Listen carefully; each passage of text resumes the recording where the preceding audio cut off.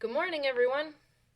Welcome back to another Facebook Live from the Environmental Learning Centers of Connecticut.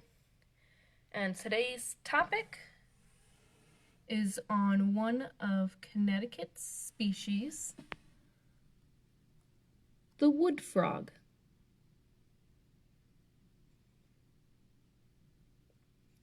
It's a small frog, so it's one of our native species here in Connecticut. It's small. He's about 2 inches in length. So I can get up to 2.5 inches in length. And we can tell it's a wood frog because right behind its eye, we see a very dark mask. So that mask is a key identifier of the species. Overall, the dorsum, the top of the frog, can be light tan to dark brown, while the ventral side, which is the belly of the frog, is going to be white. So yesterday we checked out the green frog, another species in Connecticut, and the green frog was nocturnal. These guys are opposite of that. So opposite of nocturnal being active at night. These guys are active during the day, so we call them diurnal. And they really, really love moist, heavily forested areas. But they've got to be near a body of water, whether it's permanent, like a lake, pond, stream, a slow-moving creek, or whether it's a temporary body of water, like a vernal pool.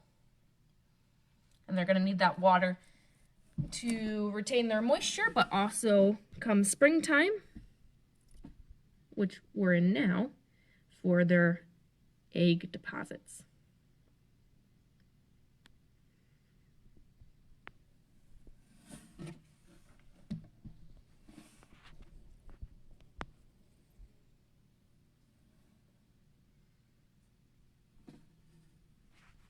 So being a frog, this animal is in the amphibian class. So being an amphibian, this animal has wet skin. It's moist. Having that moisture helps them with their ability to breathe, so their skin is very important to them. They have a backbone. So all amphibians have a backbone going from their head to their tail. And it's really going to help this animal launch itself forward. And all amphibians, so other animals in the amphibian class, so we've got frogs, toads, salamanders, and newts. All of these animals go through metamorphosis, a life cycle where they start their life in the water, completely change their body, and then can move on to land. And then go back in the water, back and forth. So this is an adult frog that has completed metamorphosis. We can see that he's got his 4 legs. Really great for launching. So this is a frog, not a toad. Longer legs, smoother skin. It's absorbed the tail that it once had as a tadpole. So this is an adult frog that has already completed its metamorphosis. Out in the wild, this frog uses its really sticky tongue to eat. So it's going to eat insects, slugs, snails, worms. They shoot out that tongue, they trap it, and they bring it back into their mouth. Frogs do have teeth. They're just pretty tiny. Younger wood frogs, so smaller wood frogs, he hopped a little bit. Younger wood frogs are going to have smaller foods, such as tadpoles. They're going to eat aquatic plant matter, and even the eggs, the frog eggs, before they hatch into their tadpoles.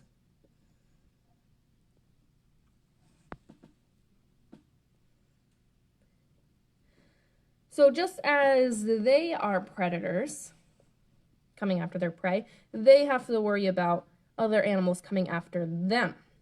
So animals that dine on wood frogs are going to be a variety of snakes in Connecticut, turtles, especially the snapping turtle, raccoons, skunks, coyotes, foxes, birds of prey. Where tadpoles, when they're in the water, they're going to be facing kind of a different type of predator. Beetles, salamanders, turtles, and then other frogs.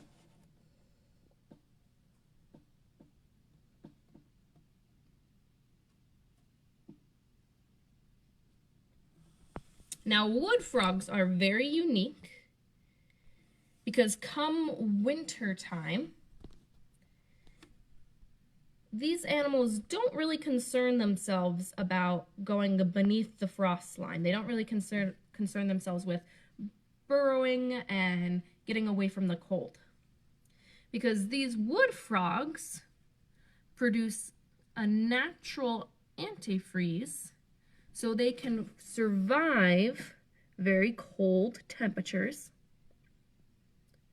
They will stop breathing, and that's normal for them. Their body cells release a lot of sugar, so that kind of makes it so their cells don't freeze on the inside. A lot of animals don't survive freezing because their cells will freeze and the ice will puncture the cells and lead to cell death. Where these guys, their cells do not freeze. Spaces outside of the cells may freeze, but inside does not, which keeps them nice and safe. And when warmer temperatures come up, they will essentially thaw themselves out. And once they come out, they're one of the frog species in Connecticut earliest to start mating. So the male will call to the female, kind of like a quack-like sound. And he does that by inflating a portion of his mouth with air and pushing the air against his vocal cords. Right now we can see he's moving his chin up and down, breathing, but that's kind of where that big bubble underneath the frog's jaw, where we have that kind of stereotypical image of a big bubble underneath the frog. So the female, so remember these guys are amphibians, so they grow up in the water. So the females are going to lay her eggs in the water. She's going to lay about 2,000 eggs. That's a lot of eggs. All of them, some of them might not hatch. Some are going to be eaten before they hatch. Some will hatch, but then they'll be eaten as tadpoles. Some just won't survive. So not all of those hundreds and hundreds of eggs will successfully make it as an adult. But that's why she wants to lay so many.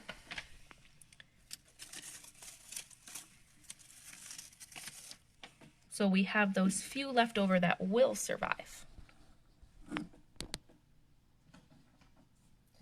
So she's going to lay those eggs in a big mass attached to plants that are under the water, aquatic plants. So they're, at the same time, they're attached to something that are just going to be free floating, and they're also going to be a little hidden from predators. Because even though she lays a lot of eggs, and the mom knows not every egg is going to be successful, she's got to give it at least the best chance she can. So after about 3 weeks, those eggs will start to hatch. Out will come the tadpoles. Remember, they do not look like adult frogs. Tadpoles look completely different. They've got a little eye, a big mouth for eating, and a tail. That's about it. They're going to be super small. And they're going to be starting to eat a lot of aquatic matter, and they're going to grow and grow and grow. They're going to spend a lot of energy eating and growing just to do it all over again. And up to about 2 to 4 months later, these tadpoles are going to start to absorb their tail and grow their feet. So it's kind of like a trade-off. And once those tadpoles go on to being froglets, so kind of an in-between, and then when they eventually go into frog form with the 4 legs, they can move on to land and then go back in the water. Frogs are very at home in the water.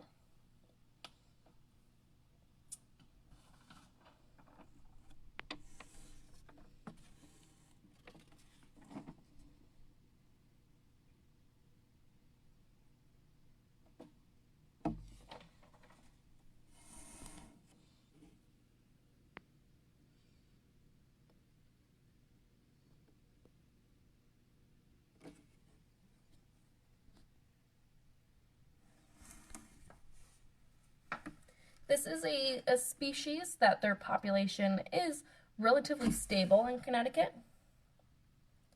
but they do experience some habitat loss due to agricultural needs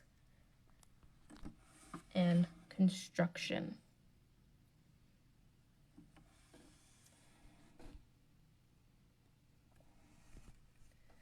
Part of this wood frog's care at the Barnes Nature Center includes giving them an enclosure. So we can take a look at this wood frog's enclosure. I moved around a few of the things here as he was jumping around. But care includes a nice clean enclosure, really moist soil. Remember, amphibians, they need to remain moist. Fresh, clean water. Shelter, loads of places to hide. We'll give this animal a light, so they have light cues. Remember, this animal is diurnal, active during the day. And then, of course, their food. So in captivity, this animal, we feed crickets, small crickets. And since the animal is small, he doesn't eat a lot. We'll give him a few small crickets each day.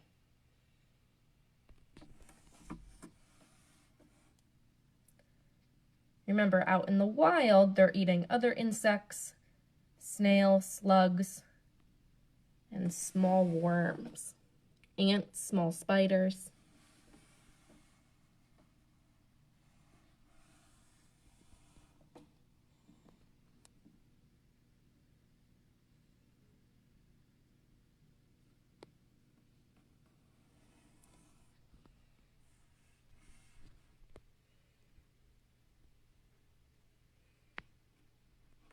This animal with their coloration being that nice brown color is awesome for camouflage. So a lot of their behavior when they're startled or they think a predator is near, the first thing they're going to do is to freeze in place. So they're really going to rely on that camouflage, staying as still as a statue, just hiding out along the leaf litter in the soil. But if the threat begins to be too much, they will flee.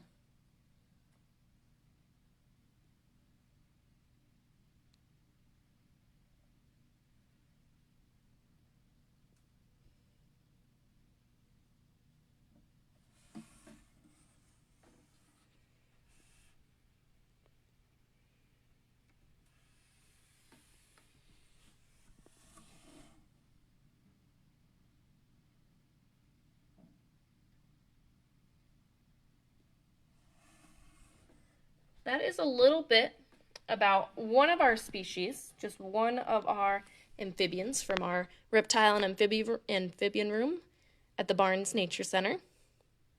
This is your daily reminder that even though the Barnes Nature Center is closed right now, the trails are open sunrise to sunset, 7 days a week, where there are loads of opportunities for you to find frogs and toads out on the trail, especially by some of the water sources we have.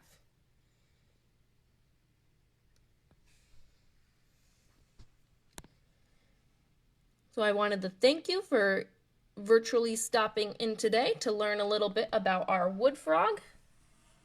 We're going to be back tomorrow at 10 a.m. on the Environmental Learning Centers of Connecticut Facebook page for another Facebook Live program.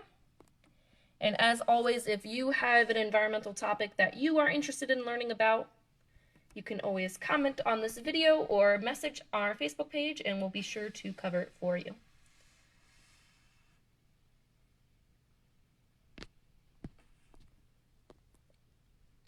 But thanks for tuning in to learn all about the wood frog today, and we hope you virtually tune in tomorrow.